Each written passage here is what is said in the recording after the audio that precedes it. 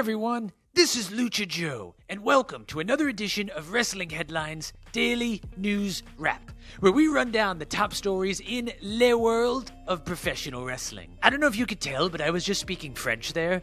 Prior to this video, I was on a Zoom call with my really good friend Jean Renault, who, if you are unfamiliar with, is a professional luchador. Anyway, he was just reminding me that he still has a restraining order against me. Today's top story.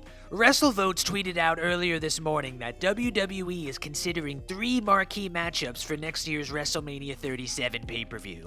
Prior to the COVID-19 pandemic, the show was set to take place from the brand new SoFi Stadium in Los Angeles, California, a venue that would have helped WWE break previous WrestleMania attendance records had they been able to hold it there.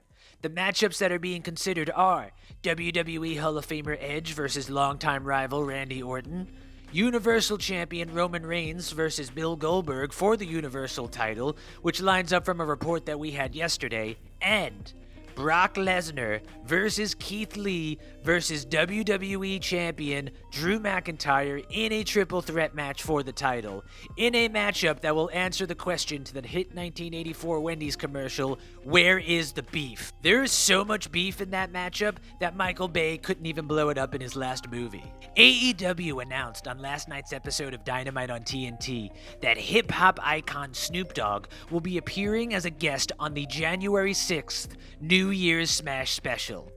According to a new report from the Wrestling Observer, there are certain higher-ups within WWE who are unhappy with Snoop Dogg for accepting an appearance for a rival promotion. Snoop, who has worked many dates with WWE in the past, does co-host a program with top AEW superstar Cody Rhodes on the TBS network. That show premieres January 7th, one night after Snoop's AEW appearance. Listen, there's a real simple solution to this. Have AEW President Tony Khan in one chair, have WWE Chairman Vince McMahon in another, and whoever can quote more lines from Gin and Juice, get Snoop Dogg. Impact Wrestling announced via press release that this past Tuesday's episode of television featuring AEW World Champion Kenny Omega drew an incredible 750,000 viewers across multiple watching options, including their live broadcast on Access TV, their live stream on YouTube and Facebook, and of course on Twitch, where they nearly doubled their viewership numbers. The promotion also revealed that while the broadcast was going on, they were trending #1 in the world on Twitter, narrowly beating out my popular tweet, which asked, "Why do you park on a driveway and drive on a parkway?" Speaking of viewership, AEW Dynamite on TNT once again bested NXT on USA in the overnight ratings and key demographics, with AEW pulling in an impressive 995,000 viewers to NXT's 659,000. AEW ranked #2 in the top 150 programs on the evening, whereas NXT ranked 32.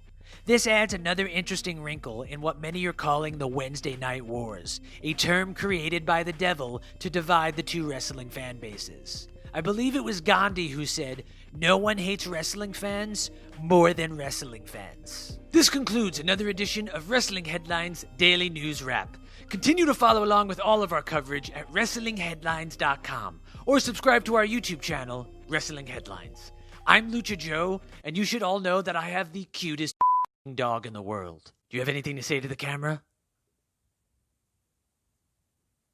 Couldn't have said it better myself.